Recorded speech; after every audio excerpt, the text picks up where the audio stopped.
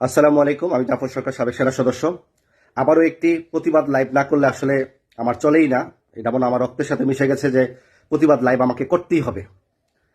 বাংলাদেশের স্বরাষ্ট্র উপদেষ্টা একজন দেশপ্রেমিক, একজন সাবেক সেনা কর্মকর্তা এবং বাদশা হারুনের মতো উনি গভীর রাতে লুকিয়ে লুকিয়ে প্রতিটি থানা পর্যবেক্ষণ করে ডিউটি কিভাবে জনগণের জন্য করছে না করছে, নিজের গুম হারাম করে পুলিশকে সজাগ রেখে জনগণের নিরাপত্তার জন্য উনি কাজ করে গেছে।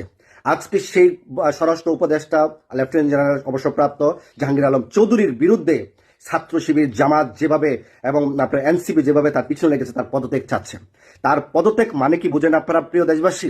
কারণ এই জামাত, শিবির এবং এনসিপি এর আগের লাইভও আমি বলেছি, বাংলাদেশের ম্যাক্সিমাম প্রশাসন, ডিস্ট্রিক্ট মানে এসপি, পুলিশ সুপারকে তারা বদলি এবং ট্রান্সফার করে ফেলেছে। যেন প্রধান উপদেষ্টা কারো সুপারিশ শুনে না, কারো রিকোয়েস্ট শুনে না। দেশের আইন অনুযায়ী, দেশের গণতন্ত্র অনুযায়ী, দেশের জনগণের স্বার্থে উনি সব ধরনের কাজ করতে রাজি। ওনার চুল পরিমাণ উনি কারো সুপারিশ রাখে না। ওনার আত্মীয় স্বজনের যদি কোনো সুপারিশ করে, সেটাকে উনি বলেই দিচ্ছে, একবার আসবে চা পান খাওয়াবেন, দ্বিতীয়বার আসবেন তাকে গ্রেফতার করে রিমান্ডে নেবেন। আমার পরিচয় দিয়ে যদি কেউ সুপারিশ প্রাপ্ত হয়, তাহলে চিন্তা করেন কতটুকু সৎ, অনেস্ট এবং সাহসী উপদেষ্টা আমাদের বাংলার মাটিতে আছে। বিদায় আজকে আমাদের এত বড় একটা বাংলাদেশের যেটা অস্থিরতা যাচ্ছে, এত মানে খারাপ দিকটা যাচ্ছে, একমাত্র স্বরাষ্ট্র উপদেষ্টাই সঠিক এবং ন্যায়ের পক্ষে আছেন। তা না হলে এই আইন শৃঙ্খলা প্রশাসন আরো অবনতির দিকে যাইতো একদম 100%। আজকে কেন শিবিররা করতেছে যাচ্ছে জানেন? স্বরাষ্ট্র উপদেষ্টাকে যদি পরিবর্তন করতে পারে, তাহলে তারা প্রশাসন যেরকম নিউট্রাল আনতে পারবে, তাদের ইচ্ছা মতো একজন প্রধান স্বরাষ্ট্র উপদেষ্টা বসাবে, বসানোর পরে এই স্বরাষ্ট্র উপদেষ্টার মাধ্যমে প্রশাসন নিয়ে তারা খেলবে, পুলিশ প্রশাসন নিয়ে খেলবে। তখন প্রধান তাদের ইচ্ছা মতো বসানো স্বরাষ্ট্র উপদেষ্টা চুপ থাকবে, তখন তারা ইচ্ছা মতো যা খুশি থাকবে। তখন দেখা যাবে, তখন তারা নির্বাচন চাইতে পারে। কারণ এভাবে নির্বাচনকে আটকানোর জন্য একটার পর একটা ইস্যু হচ্ছে। আপনারা বলেন, হাদিকে যখন গুলি করা হলো, বাংলাদেশের সর্বপ্রথম যদি লাইভে প্রতিবাদ করে, আমি জাফর সরকার করেছি, তার 1 ঘন্টা 2 ঘন্টা পরে ছাত্র শিবিররা, বিভিন্ন রাজনৈতিক দলরা মানে তারা প্রতিবাদ নিয়ে বের হয়েছে। আজকে সেই রাজশাহী বিশ্ববিদ্যালয়ের ছাত্র সংসদের মানে ছাত্র শিবিরের আপনার কেন্দ্রীয় সংসদের আপনার সাধারণ সম্পাদক, সে ঘোষণা দিয়েছে যে হাদির জন্য সরকার, স্বরাষ্ট্র উপদেষ্টা বলেছে আসামিদেরকে ধরতে পারলে 50 লক্ষ টাকা পুরস্কার। বাংলাদেশের ইতিহাসে এরকম ভাবে রাষ্ট্রীয়ভাবে কেউ টাকার মানে ঘোষণা রাষ্ট্রীয়ভাবে দেয় না। এই জাহাঙ্গীর আলম চৌধুরী স্বরাষ্ট্র মন্ত্রণালয় থেকে যে ঘোষণা দেওয়া হয়েছে, সেই ছাত্র সংসদের সেক্রেটারি বলতেছে মানে হাদির মানে আসামিদেরকে ধরার জন্য 50 লক্ষ কেন, এবং সে তার প্রতিবাদে বলেছে যদি স্বরাষ্ট্র উপদেষ্টাকে পদত্যাগ করতে পারেন, আমরা ছাত্র সংসদ তাকে 1 কোটি টাকা পুরস্কার দেওয়া হবে। তাহলে সেই কথাটা কিভাবে আসলো? একজন ছাত্রের কাছে 1 কোটি টাকা ঘোষণা দেওয়া মানে সেটা পরিষ্কার করে ফেলেছে যে ছাত্ররা কত দুর্নীতি করেছে, ছাত্রদের কাছে কত পরিমাণ পয়সা থাকলে তারা এই ধরনের ঘোষণা দিতে পারে। সেই ভিডিওটা আপনারা একবার দেখুন।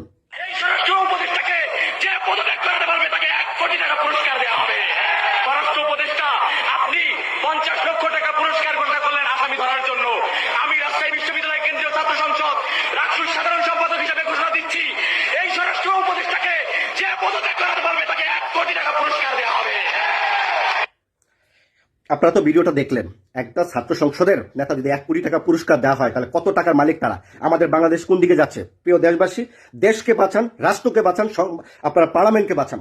এই ছাত্ররা বাংলাদেশের মানে নির্বাচন করতে দিবে না, কারণ তারা নির্বাচন ছাড়াই তারা যে স্টিম পাওয়ার নিয়ে আছে, যে ক্ষমতা অপব্যবহার করতেছে, সেই ক্ষমতা যদি তাদের থাকে, তাদের নির্বাচনের কোনো দরকার নাই।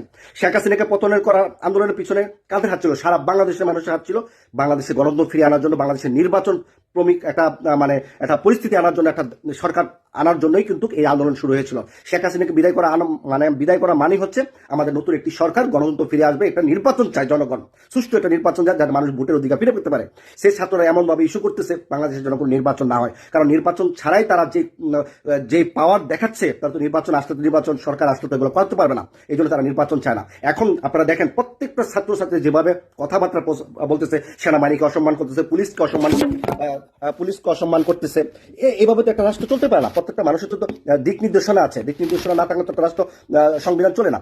তো আমি এই বিষয়ে তীব্র নিন্দা জানাচ্ছি যে ছাত্র সংসদ যে 1 কোটি টাকা ঘোষণা দিছে, যে হাদির বিষয়ে সরকার যে পদক্ষেপ নিয়েছে, বাংলাদেশের ইতিহাসে এরকম ভাবে রাষ্ট্র কখনো একটি ব্যাপারে এরকম ভাবে দায়িত্ব নেয় নাই।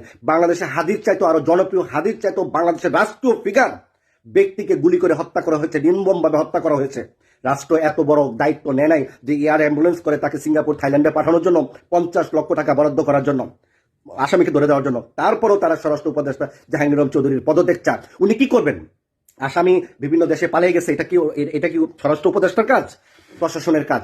প্রত্যেকটা বর্ডারে উনি হত্যা হওয়ার পরে মানুষ এটার অ্যাকশন নেই। এখন হ্যাঁ, সামনে যে আরো বিপদ হবে না তার কোনো গ্যারান্টি নেই, হবে।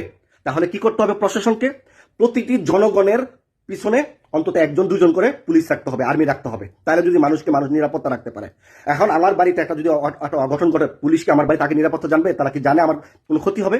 ক্ষতি হওয়ার পরে তারা অ্যাকশনে যায়, ক্ষতি করে আসামিদেরকে ধরার জন্য চেষ্টা করে। এটাই তো রাষ্ট্রীয় নিয়ম, প্রশাসন নিয়ম। কেউ কি অগ্রিম বলতে পারে অনাকাঙ্ক্ষিত ঘটনা ঘটে গেছে? কেউ কিন্তু যদি জানতো যে হাদিকে এতটার সময় গুলি করা হবে, পারলে কোনো রাষ্ট্র যদি কেউ থাকে আপনারা মোকাবেলা করেন, পারলে চ্যালেঞ্জ করেন, হাদিকে বাঁচান। তখন যদি রাষ্ট্র যদি তার পক্ষে না থাকতো, তাকে সেভ করার জন্য যদি অ্যাকশন না নিত, তাহলে তো একটা রাষ্ট্রের দোষ হতো। হঠাৎ করে কে কাকে গুলি করতেছে, রাস্তার মধ্যে কে কখন যাচ্ছে, কে মারা যাচ্ছে, কে গর্তের মধ্যে পড়ে যাচ্ছে, কে হার্ট অ্যাটাক করতেছে, কে স্ট্রোক করতেছে, কে গাড়ি অ্যাক্সিডেন্ট করতেছে, এগুলো কি সরকার বসে থাকে? কে সারা বাংলাদেশে বর্ডার কি কম? বাংলাদেশের চতুর্দিক দিয়ে ইন্ডিয়ার বর্ডার, কে কোন দিক দিয়ে চলে গেছে, কার লবিং করে, এগুলো কেউ বলতে পারে? তারপরও রাষ্ট্র যে ডিসিশন নিচ্ছে, হাদির মৃত্যু মানে আহতটাকে, তা গুলি করাটাকে দেশের মানুষের মনে কষ্ট পেয়েছে। বাংলাদেশে এরকম তো অনেক ব্যক্তির ভাইরাল হয়েছিল, মানুষের মনে কষ্ট পেয়েছে, এরকম অনেক ব্যক্তিরা আছে, নাম বলতে চাই না, লাইভটা বড় হবে বিদায়। তো হাদির ব্যাপারে সর্বপ্রথম লাইভ নিয়ে আমরা প্রতিবাদ করেছি। আমি হাদির পার্টি করি না, হাদির দল একটা, তারপর আমরা তার সহানুভূতি, সে একজন দেশপ্রেমের কথা বলেছে, সবসময় ন্যায়ের পক্ষে প্রতিবাদ করেছে, আমরা তার পক্ষে ছিলাম। কিন্তু আজকে আমরা দেখলাম যে অবস্থা, মানে গুলাপানিতে মাছ শিকার করার জন্য স্বরাষ্ট্র উপদেষ্টার পদত্যাগ চাচ্ছেন, আইনমন্ত্রী আইন উপদেষ্টার পদত্যাগ চাচ্ছেন। হ্যাঁ, আইন উপদেষ্টার পদত্যাগ চান, আমাদের আপত্তি নেই। বাংলাদেশে আইন শৃঙ্খলা যদি শক্তিশালী রাখতে হয়, স্বরাষ্ট্র উপদেষ্টা লেফটেন্যান্ট জেনারেল জাহাঙ্গীর আলম চৌধুরীর কোনো বিকল্প নাই। জাহাঙ্গীর আলম ছিল, আছে, থাকবে। তা না হলে বাংলাদেশের প্রশাসন একদম দুলিশ্বাত হয়ে যাবে। বাংলাদেশের প্রশাসনকে কেউ চুল পরিমাণও দাম দিবে না। এই প্রশাসনকে নিয়ন্ত্রণ করতে গেলে, এই প্রশাসনকে যদি আপনারা হারাতে না চান, এই প্রশাসন যদি শক্তিশালী ভূমিকা রাখতে চান, তাহলে এই জাহাঙ্গীর আলম চৌধুরীর ভূমিকা অপরিসীম, সেই স্বীকারটা আমাদের করতে হবে। এই ছাত্ররা ব্যাপরও হয়ে গেছে, তারা অন্ধ হয়ে গেছে, তারা টাকার লোভ হয়ে গেছে, ক্ষমতার লোভ পেয়ে গেছে। তারা সংসদে বসতে চায়, প্রতিটা নাগরিক, প্রতিটা নেতা, এবং তারা আগামীতে ক্ষমতায় আসতে চায়। যতক্ষণ পর্যন্ত তারা ক্ষমতার সিস্টেম না পাবে, যতক্ষণ পর্যন্ত তারা ক্ষমতা না আসতে পারবে, ততদিন তারা নির্বাচন করতে দিবে না। প্রিয় দেশবাসী, কথাটা আপনারা বিবেক যাচাই করে বলবেন। এবং উনি যে বলেছে যে আলুর বিষয় নিয়ে, আপনারা মনে করেন এই যে আলু, এটা কিন্তু তারেক রহমান সাহেব বলেছেন যে আলুটা হচ্ছে কৃষক, কৃষক যদি বাঁচে বাংলাদেশ বাঁচবে। উনি রাষ্ট্রীয় কথা বলেছেন, জনগণের স্বার্থ কথা বলেছেন। এক হাদির জন্য আমার সারা বাংলাদেশের রাষ্ট্রীয় নিয়ম কানুন চেঞ্জ হবে না, রাষ্ট্রীয় ফেসিলিটি চেঞ্জ হবে না, কৃষকের ন্যায় বিচার চেঞ্জ হবে না, কৃষকের মানে পাওয়া দেনা পাওয়া শেষ হবে না, চাওয়া পাওয়া শেষ হবে না। বাংলাদেশে কত হাজার হাজার মানে রাষ্ট্রীয় সহযোগিতা আছে জনগণের জন্য, সেগুলো কি সব বন্ধ করে দিতে হবে এক হাদির জন্য? হাদির জন্য কি আমরা কাঁদতেছি না, আমরা প্রতিবাদ করতেছি না? রাষ্ট্র চিন্তা করতেছে না, এয়ার অ্যাম্বুলেন্স দিচ্ছে না, 50 লক্ষ টাকা বরাদ্দ দিচ্ছে না, তার সুচিকিৎসা দিচ্ছে না? বাংলাদেশের সর্বোচ্চ চিকিৎসা তার জন্য বরাদ্দ হয়ে গেছে। তারপরও আপনারা নমুনা করেন, সচিবালয়ে গ্রাউ করে তার পদত্যাগ করাবেন। আপনারা যদি পুলিশ যদি ছেড়ে আপনারা তাকে হত্যাও করতে পারেন, তাহলে আপনারা এই ছাত্র শিবির জামাত, তারা কেমন ধরনের মানুষ, কেমন ধরনের এনসিপি তারা নেতৃত্ব দিচ্ছে? এই বিষয়গুলো ভাবা উচিত। এইভাবে চললে দেশ ভালো চলবে না। আজকে যদি ছাত্ররা যদি এরকম অশৃঙ্খলা হারিয়ে যদি অশৃঙ্খলার দিকে যায়, তাহলে জনগণই কিন্তু তাদের পিছনে আবার লাগবে। বাংলাদেশ কখনোই শান্তিতে আসবে না, বাংলাদেশের জনগণ শান্তি থাকতে পারবে না। শেখ হাসিনাকে পরাজিত করে, শেখ হাসিনাকে দেশ থেকে বের করে দিয়ে লাভ কি হলো? বাংলার মানুষ কি শান্তিতে আছে? এই ছাত্র শিবির এনসিপি কি মানুষকে শান্তিতে থাকতে দিচ্ছে? ডিসি পোস্টিং করতেছে, সচিব পোস্টিং করতেছে, এসপি পোস্টিং করতেছে, হাজার হাজার কোটি টাকা তারা কামিয়ে ফেলেছে। সেই পুলিশকে হজম করার জন্য, সেই পুলিশকে কন্ট্রোল রাখার জন্য তারা স্বরাষ্ট্র উপদেষ্টাকে পরিবর্তন করে নতুন কোন উপদেষ্টা তাদের পছন্দ মতো দিবে, যেন সারা বাংলাদেশটাকে তারা নিয়ন্ত্রণ করতে পারে, তাদের আয়ত্তের ভিতরে রাখতে পারে। তাই আমি তীব্র নিন্দা প্রতিবাদ জানাচ্ছি। যেসব ছাত্ররা তোমরা স্বরাষ্ট্র উপদেষ্টা পদত্যাগ চাচ্ছ, তোমরা, আমি মনে করি তোমরা সন্ত্রাসবাদ, দুর্নীতিবাদ, জঙ্গলিবাদ প্রতিষ্ঠা করার জন্যই তোমাদের মূল লক্ষ্য, সেটা আমি বলে দিলাম। বাংলার প্রিয় জনগণ সবাই লাইভটা শেয়ার দেবেন। প্রতিবাদ অবশ্যই করতে হবে।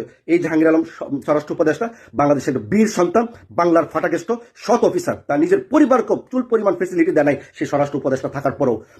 যারা আগে স্বরাষ্ট্র উপদেষ্টা ছিল, স্বরাষ্ট্রমন্ত্রী ছিল, কি ধরনের অনিয়ম, কি ধরনের দুর্নীতি, কি ধরনের ফেসিলিটি তার পরিবার আত্মীয় স্বজনকে দিয়েছে, তার চুল পরিমাণও এই জাহাঙ্গীর আলম চৌধুরী দেয় নাই। তারপর তার পদত্যাগ চাচ্ছে কেন জানেন? উনি কারো সুপারিশ শুনে না, উনি কোনো প্রশাসনের সুপারিশ শুনে না। যেটা ভালো হবে রাষ্ট্রের জন্য, যেটা ভালো হবে সেটাই উনি করবেন। ধন্যবাদ প্রিয় দেশবাসী।